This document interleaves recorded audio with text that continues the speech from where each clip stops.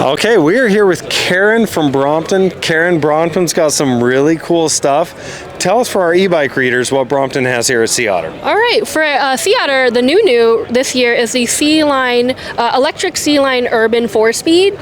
So we've got it in our Yuzu Lime colorway for display here at Otter, just for that pop.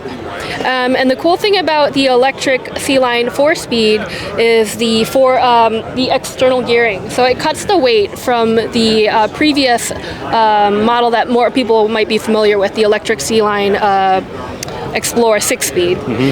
So external gearing cuts the weight. This one comes at around 35 pounds. For electric, I heard that's pretty light. You know, electric can get up to what, 50, 70?